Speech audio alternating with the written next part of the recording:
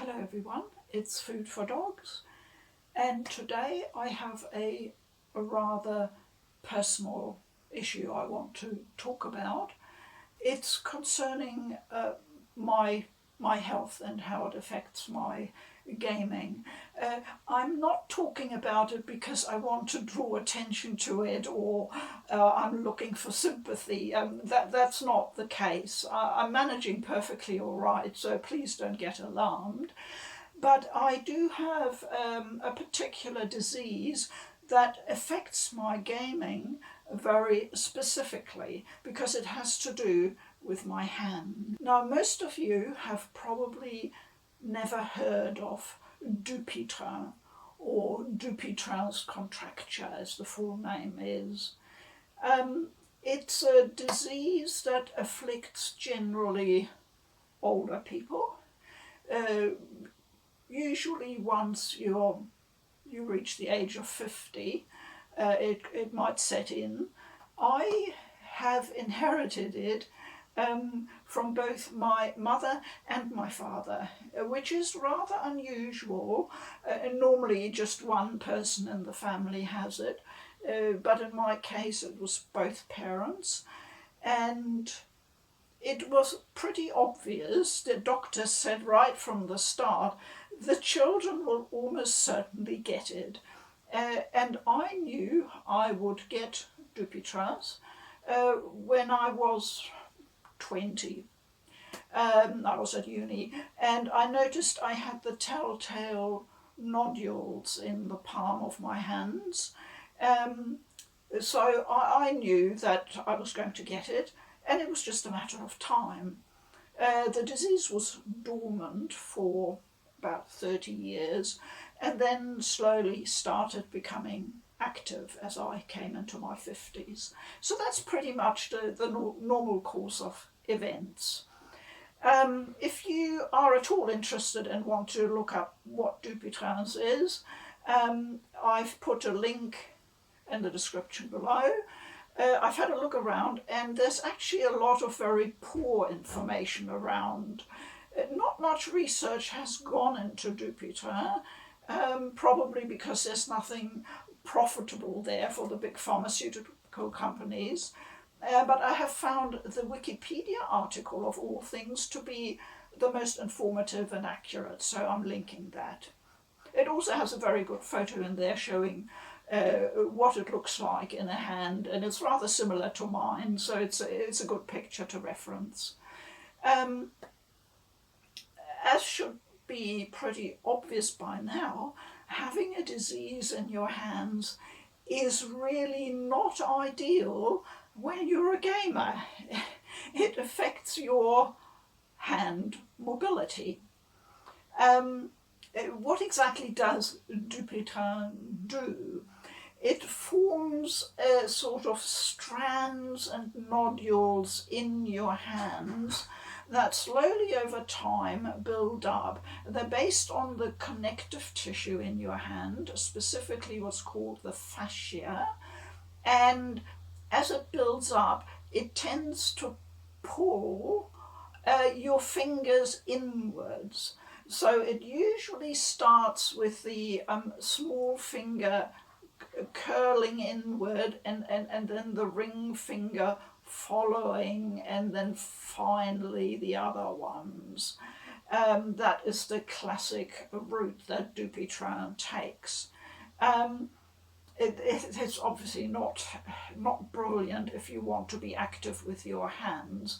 And my mother had the disease particularly badly, and she went through 3 grueling surgeries that really did not make a lot of difference to her life. And she ended up with both hands sort of claw-like, like this. That's the most severe form of Dupuytren. Amazingly, she continued doing the complete household and did everything from sewing to cooking to shopping, never complained. A very tough generation. So I'm hoping I can live up to that role model. Um, I've been quite fortunate, I think, because although the disease is progressing, my right hand, which is my main hand, is not as badly affected, not yet. So I'm hoping that I might get through to the final tailing off phase, which usually comes in your 70s, without, complete damage to my hands. As long as I can hold a controller and press a few buttons, I should be all right, because as luck would have it, Japanese turn-based RPGs are my favourite genre, as you probably know, and it's not as problematic as other games like platformers or very fast action games, and that's really why I'm talking about this today for two reasons. One is so that you just understand that there are certain games that I may simply not be able to play, and when I say sorry I can't play that one, then from now on it's sort of shorthand and you'll know what I'm talking about. It also means that some games that become very difficult towards the end with final bosses and all that, or very difficult platforming or whatever, I may not be able to finish, and that's just something I have to live with, Um, as long as I can carry on with gaming, I'm okay with that. Um, the second reason why I'm mentioning this is that I don't think there is a lot of awareness about Dupuytren out there. I meet quite a few people, like in my age group, who have the telltale little, the little finger, crooked finger like that, sort of 90 degrees. And uh, when I say, oh, look at that, your finger is stuck there, they say, oh yeah, it's been like that for a while. And I say, can I see your hand? And when I look at it and just have a quick feel along the finger and the palm, I can tell it's Dupuytren. And they are completely surprised and have no idea. They never thought to mention it to their doctor. Um, while the disease is not a terrible one, and it's certainly not a glamorous one, and not at all, it's a very common disease, um, I think it's still a good idea to be aware about it, because you don't know how it's going to affect you in the future, and I think managing a condition is always the best thing to do. The other reason why I've mentioned it is that as I said, it's a very common disease. Um, People don't tend to talk about it much because they don't like talking about it. And I know exactly how that feels, because I don't normally like talking about it. But especially in Northern Europe, the disease is quite prevalent. And many people, once they reach their 50s or finally their 60s, will have it.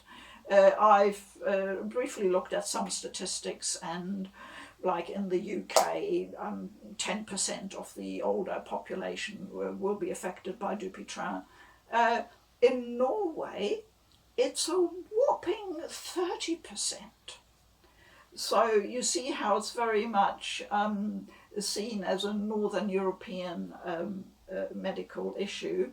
And in my experience, it runs in families. I think the genetic aspect is the main aspect of it. So if you have it in your family, you should be aware of it. Even in your wider family, I think that's a good idea. And some of you who maybe are in your 30s and 40s and maybe already notice a slight, decrease in flexibility in your fingers, that is just natural, it just comes with age. Additionally, of course, we are all affected by the common arthritis as we age, and I'm not referring to rheumatoid. That's a separate issue, and that's a really a very serious disease. No, just normal arthritis where, the joint of your fingers sort of thicken up and become a bit slightly painful and not as easy to move anymore. I've got that as well, so yeah, jolly, yeah, it's a double whammy. Um, you just carry on. I do my best, and yeah. So what does it look like? Well, for me, my left hand is quite strongly affected, and I notice it now, particularly around the small and ring fingers. So I don't know if you can see this, but yeah, I can't really move around here. It's pulled in and to the side, and yeah, you can see. Dupuytren people typically have problems stretching their hand out. It's difficult. My right hand is still better, but if you have a look at the ring finger, there's a sort of strand going down there. It's probably difficult to see on the camera. It's a sort of like a string that pulls the finger in, and obviously makes it less flexible. So what does it look like specifically when I'm holding a controller? It's actually the PS3 and PS4 DualShock have proved quite comfortable for me. The only problem is with extended sessions, curling the two smaller fingers around here.